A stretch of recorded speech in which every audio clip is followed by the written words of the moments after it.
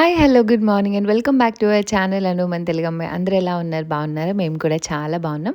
And I hope మీరందరూ కూడా బాగున్నారు, సేఫ్‌గా ఉన్నారనుకుంటున్నాను.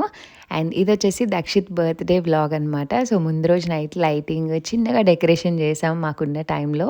అండ్ వాడి రియాక్షన్ చూడండి next day morning. Hi Dakshit! Good morning! Happy birthday! You like it? ఏంటవి? ఇలా చూడు, ఇలా చూడు, నీకు నచ్చిందా? Yeah. Happy birthday to you. Happy ఇలాగా నీకు నాన్న నీకు ఏమిస్తా అన్నారు? ఏది గిఫ్ట్? ఏది రా మరి తీసుకో మరి.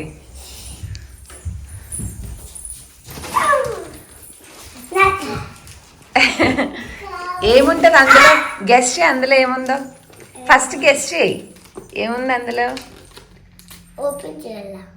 ఏముంది అందులో? ఏముండొచ్చు?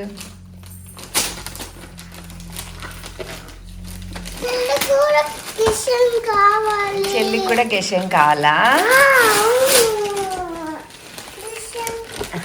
ఉండు అన్న చూపిస్తాడు. స్లోగా ఓపెన్ చేయాలి. ఏం కార్ అది? Sports car. నీకు నచ్చిందా? Are you happy?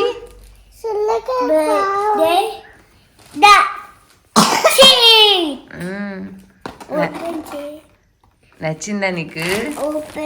చెప్పు, నచ్చిందా కారు? నాన్నకి థ్యాంక్ యూ చెప్పు. అలా కాదు, నేను ఓపెన్ చేస్తా. ఇలా పట్టుకో, నీకు ఫోటో తీస్తా.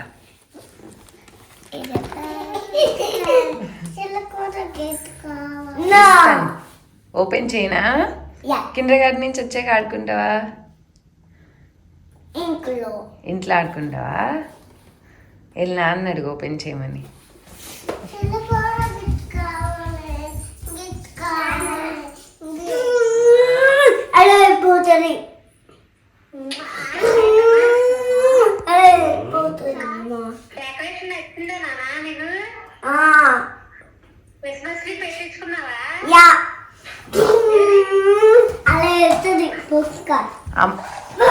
మాట్లాడి అమ్మమ్మతో.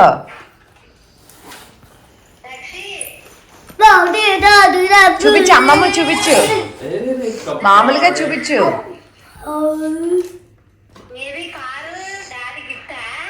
యా.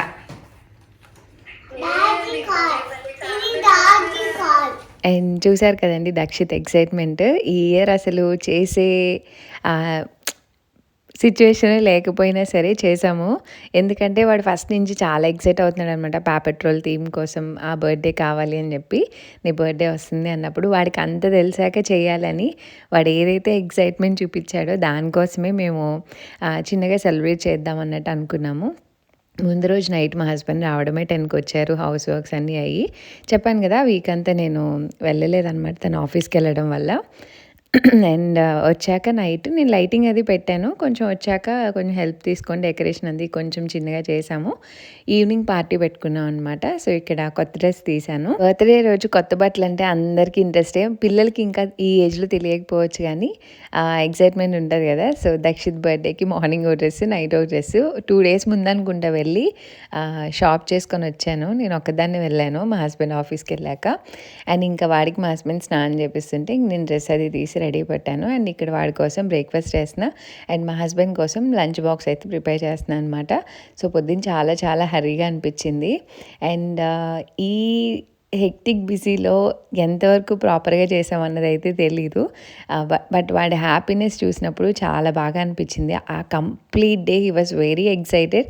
నైట్ పార్టీ టైం కూడా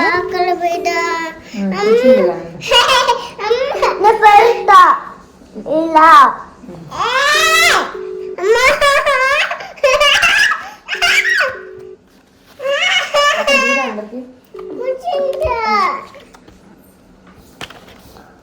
బర్త్‌డే చేయడం అంటే ఏదో మేము నలుగురం ఉండి కేక్ కట్ చేపిచ్చి చేసేయడం కాదు. సో, పిల్లలకి పిల్లలు వస్తేనే ఆ బర్త్‌డే సెలబ్రేషన్ ఉంటుంది. మెయిన్ అందరిని పిలుచుకొని చేసుకోవాలన్నా ఒంట్లో అంత ఓపిక లేదు. అండ్ మల్టిపుల్ థింగ్స్ ఉన్నాయి. సో, మా క్లోజ్ ఫ్రెండ్స్ ఒక 4 ఫ్యామిలీస్ వరకు పిలుచుకొని చేసుకుందాం. అట్‌లీస్ట్ వాడు హ్యాపీగా ఉంటాడన్నట్టు అనుకున్నాం అనమాట. ఎందుకంటే చెప్పాను కదా ఆల్రెడీ హౌస్ వర్క్స్ చాలా హెక్టిక్‌గా ఉన్నాయి. At the same time move అయ్యే టైం కూడా దగ్గరకొచ్చేసిందనమాట. అండ్ మేము ఇల్లు కూడా ఏమీ ప్యాక్ చేయడానికైతే అవ్వలేదు. సో, అలా మల్టిపుల్ థింగ్స్ ఉన్నాయి. అన్ని కమింగ్ బ్లాగ్స్‌లో చూస్తారు.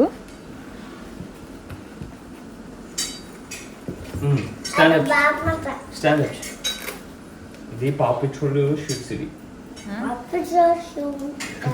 కాదా? ఓకే, నీకే తెలుసున్నా ప్యాంట్ లాగా పైకి పైకా అలా ఉండదా? అలా అంటే అది డిజైన్ అంటారు. సరిగ్గా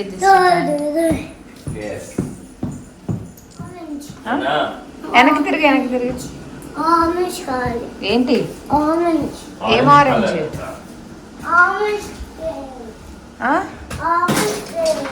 ఆరెంజ్ కలర్ కావాలా?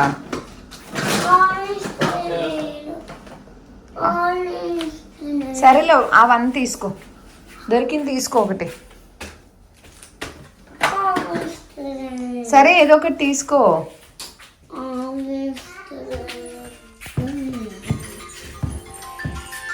ఎవరు?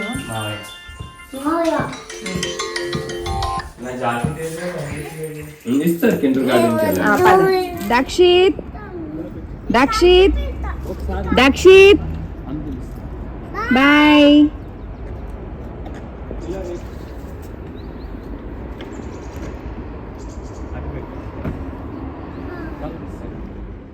అండ్ కిండర్ గార్డెన్కి అయితే డ్రాప్ చేసి ఇంక మా హస్బెండ్ అటు ఆఫీస్కి వెళ్ళిపోతారనమాట.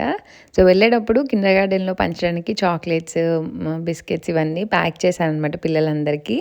సో ఆ ప్యాకెట్స్ అన్నీ చూసి వాడికి కూడా కావాలని స్టార్ట్ చేశాడు. ఓపెన్ చేస్తా తింటా అని చెప్పి. పిల్లలు అవి చూస్తే ఆగరు కదా. సో అదొక చిన్న డిస్కషన్ అనమాట వెళ్ళేటప్పుడు. Hi hello good morning. Just ignore my అవతారం. లైట్ వేసా ఆఫ్ చేసి ఇప్పుడు వద్దు నైట్ వేసుకుందాం.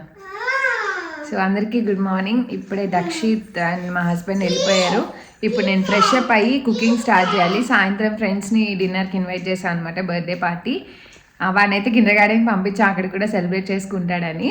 అండ్ ఇప్పుడు నా వంట పని అయిపోయింది కాబట్టి స్వీట్ గులాబ్ జామ్ చేయాలి. దాని నుంచి వన్ బై వన్ స్టార్ట్ చేయాలన్నమాట కుకింగ్ అంతా. సో నైట్ డిన్నర్ కాబట్టి ఈవినింగ్ ఎర్లీగానే ప్లాన్ చేస్తా. అండ్ నేను నైట్ కూడా డెకరేషన్ అది చేస్తే కొంచెం లేట్ అయిపోయింది అనమాట. నైట్ 12 దాటిపోయింది పడుకునేటప్పటికి. ఇంకా పొద్దున్నే 5:30కి ఏమో కాల్ వస్తే లేచాము.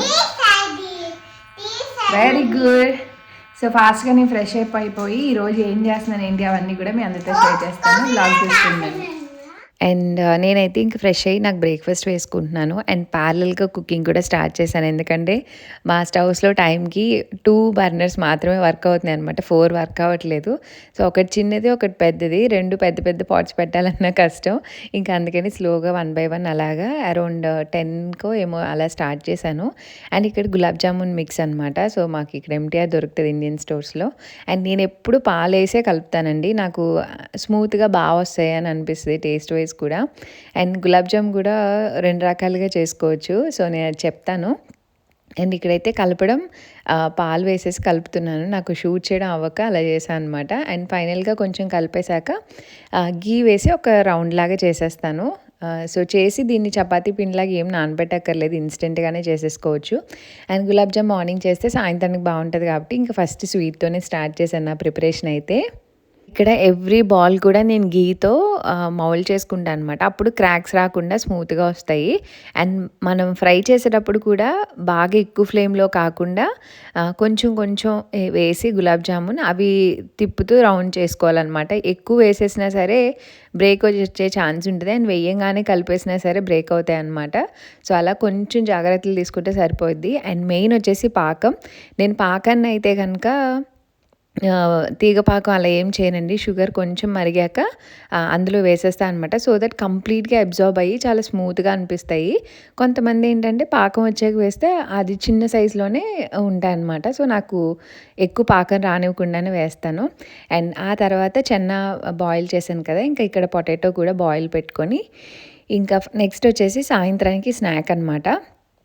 అది కూడా ప్రిపేర్ చేసుకుందామని పొటాటోని మ్యాష్ చేస్తున్నాను. సో, పఫ్ రోల్స్ లాగా చేస్తున్నాను అనమాట. ఎగ్జాక్ట్‌గా పఫ్ కాదు. ఆ టైప్ ఆఫ్ రోల్స్. నేను ఈ రెసిపీ ఆల్రెడీ షేర్ చేశాను. జస్ట్ ఆనియన్ స్లైసెస్‌లో ఇంకా పచ్చిమిర్చి, గ్రీన్ పీస్ అన్నీ యాడ్ చేసుకొని కొంచెం జింజర్ గార్లిక్ పేస్ట్, తర్వాత పొటాటో, గరం మసాలా, కారం ఇవన్నీ యాడ్ చేసుకోవచ్చు. ఈ రెసిపీని అంతకుముందు ఒకసారి షేర్ చేశానండి. అందుకే డీటెయిల్‌గా ఏం షేర్ చేయట్లేదు. సో, కొంచెం కసూరి మేతి, గరం మసాలా, కారం అన్నీ యాడ్ చేసుకున్నాక కొత్తిమీర అండ్ లెమన్ జ్యూస్ కూడా యాడ్ చేసుకొని కలుపుకుంటే బావుంటదనమాట. పఫ్‌లోకి బావుంటది. నేను చేసేది పఫ్ రోల్సే. సో, అంటే దీన్ని పరాటాలా కూడా చేసుకోవచ్చనమాట. సో, చపాతీ స్టఫ్ పెట్టుకొని పరాటాలా చేసుకున్న చాలా బావుంటది. అండ్ పఫ్ షీట్ తీసుకొని దానిపైన మనం ప్రిపేర్ చేసింది మొత్తం ఇలా అప్లై చేసుకోవాలనమాట. చూపిస్తాను చూడండి.